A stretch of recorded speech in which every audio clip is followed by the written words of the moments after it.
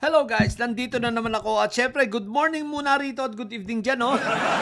Eto, pag-usapan na naman natin, itong si Marco Beta, no? Hanggang ngayon, aba. Mukhang sabi ko sa inyo, mukhang hindi ito lalaban kay Justice Antonio Carpio, no? Kita nyo siya naghamon pero walang sagot. Kasi nga, nasa DNA na nila yan, didilis yan Alam nyo naman ang mga didilis, di ba? So ngayon guys, tawag nito, wala pang sagot itong si Marco Beta. Pero guys eto, ang mga taga-Kalayaan Island, talagang talagang ang mga taga-Kalayaan sa mga taga-Barangay Pag-asa, di ba? Itong nasa Pag-asa natin, no? Itong mga community rito, no? Nasa 400 plus na yata yan. Mukhang galit kay Marco Beta. Hindi ako magugulat kung itong mga ito mag-declare ng persona non grata. Pati yung mayor doon, di ba? Nagpapahayag na ng pagkadismaya rito kay Marco Beta. Katunayan, may papapanood ako sa inyong video na salamat isinare lang ito sa akin pero nakakatuwa, bagamat parang nakakatuwa ang kanyang mga sinasabi rito, pero ito ay may malalim na katotohanan. Ito, sama-sama nating panoorin. Papatayan natin dito. We'll offer our lives, including the lives of our children, and to die for it for something that is not even within our EEZ. Ang gawin natin po para madali, i-give up natin yung KIG. Yan ang ipagpapatayan natin, Mr. Senator. Yung West Philippine Sea na yan. Alam mo ba, pinagpapraktisan na nila kami dito? Minsan sa taas lang pumuputok yung kanilang racket. Pero hindi kami natatakot, Mr. Senator. Sa palagay mo ba matatapos sila kung i-give up mo yung Kalayaan Island? Tama. I respect you, Mr. Senator. Dapat kayong mga namumuno sa ating bansa, hindi kayo nagpapakita ng kahinaan. Nakalimutan nyo na ata ang pambansang awit nating mga Pilipino. Ganito ang panghuli nun, ang mamatay ng dahil sa'yo.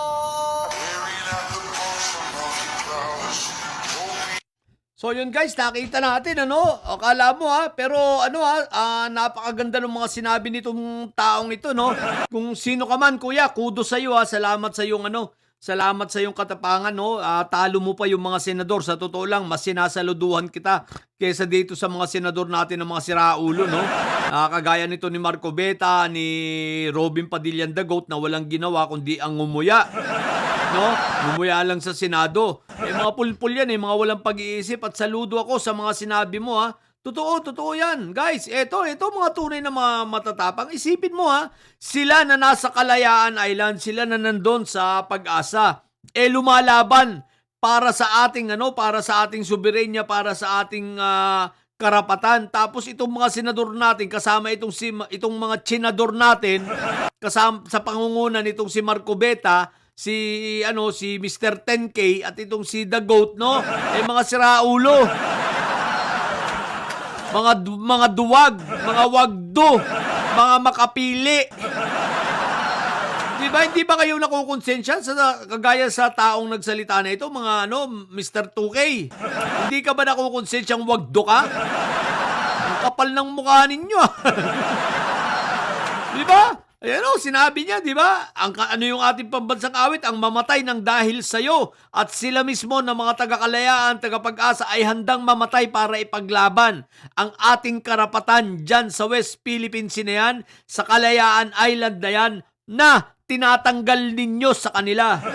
Alam nyo guys, eto seryoso Alam nyo ba guys na ang ginagawa nitong sila Marco Beta ay pambabastos, pambabalahura sa mga kababayan natin sa Kalayaan Island? Tinatanggalan nila ng moral at pinapahina nila ang kumpiyansa, ang moral ng ating mga kababayan sa Kalayaan Island. Isipin mong ipapamigay mo tapos itatanggi mo ngayon? Yung salita mo na lang na isuko na lang yan, di parang isinusuko mo yung mga kababayan nating nakatira doon. Marco Beta, sira na ba talaga ang ulo mo? INC, baka gusto nyo disiplinahin itong miyembro ninyo. Hindi namin alam kung ito'y tatanga-tango, kinukonsinti ninyo. Isipin mo yung ginagawa nila sa mga kababayan natin doon. Yung sabihin mo na ipamigay, di parang tinatanggalan mo ng karapatan yung ating mga kababayan ron na sila mismo, itinatakwil mo. tinatanggalan mo ng pagkakakilanlan bilang Pilipino at bilang mamamayan at naninirahan sa Kalayaan Island na yan, sa Pag-asa Island na yan. Baka nakakalimutan mo na ang Kalayaan Island, dyan sa Pag-asa, may komunidad na dyan. Meron tayong eskwelahan. May mga batang estudyante. Di ba? Meron na diyang mayor. Yan ay isang munisipalidad na. Municipality na yan, baka hindi mo naalala. Ang bobo talaga, oh. Oh, napakinggan mo ba ito? Hindi ka lang konsensya. Sila nga handang ipaglaban, handang mamatay para dyan sa karapatan na yan. Ikaw gusto mo ipamigay? Kayong tatlong siraulong senador, ang gusto ninyo ipamigay? Bakit hindi na lang kayo pumunta ng China at umalis kayo sa Pilipinas? Tatatlo lang naman kayo. Wala naman kayong pakinabang dyan. Diba? Na-segue na tuloy tayo. Ang unahin mo na lang, labanan mo na lang si Carpio, tinanggap ang hamon mo, Marcobeta. O kaya kayong tatlo, magtatlo pa kayo. Wag mo na isama si Bobong Padilla. Bobo talaga yun eh. Kayo na lang, tatlo kayo, dalawa kayong abogado na lower rank lawyer, no? Lawyers. O kayo, ikaw, tsaka si Mr. 10K na pareho kayong puro pangako, puro bunganga, o kalabanin nyo si Carpio. Sa debate, tingnan namin.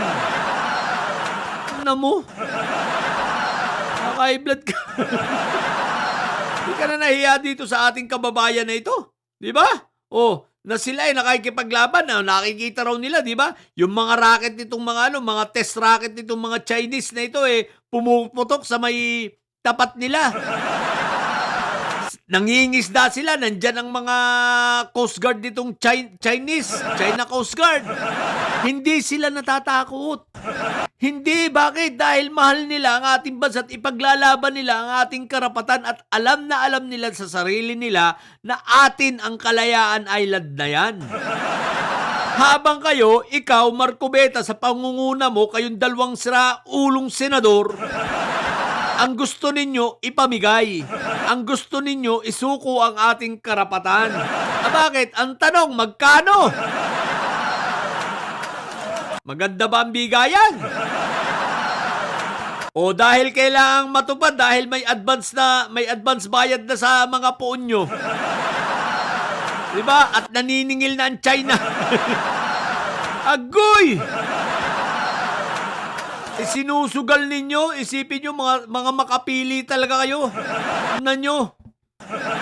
Mga makapiling walang ginawang mabuti sa bansa, kundi ang maging magtraidor. Ako'y nananawagan sa ating Kongreso, sa ating Senado, balikan ninyo, tingnan nyo ang batas natin sa treason.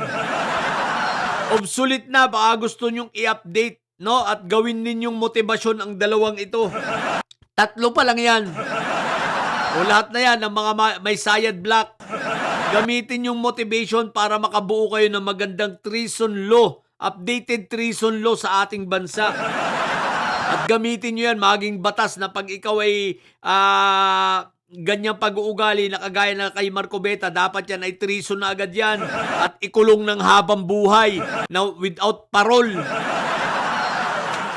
Yan. What the heck? Hinihintay ka ni Justice Carpio. Magdebate na raw kayo. Hanggang ngayon, wala kang imik o INC. Kumbinsin nyo nga yung tao yung pagkayabang-yabang na puro bunga lang ang alam. Baka sakali kayong makakumbinsin na kaya nyong utusan yan makumbinsin na sabihin, labanan mo na imik-imik ka tapos ngayon hindi mo kayang panindigan. Para kang si Fentaboy. Para kang si Barbie, Diba? Ganon! O sige na. Sa mga bobong didilis dyan at may sayad na nyo. Tinamaan kayo ng magaling. Ang tatay nyo ay karton. Manatili kayo mga bobo at may sayad sapagkat ang may sayad ay laging high blood. Bye!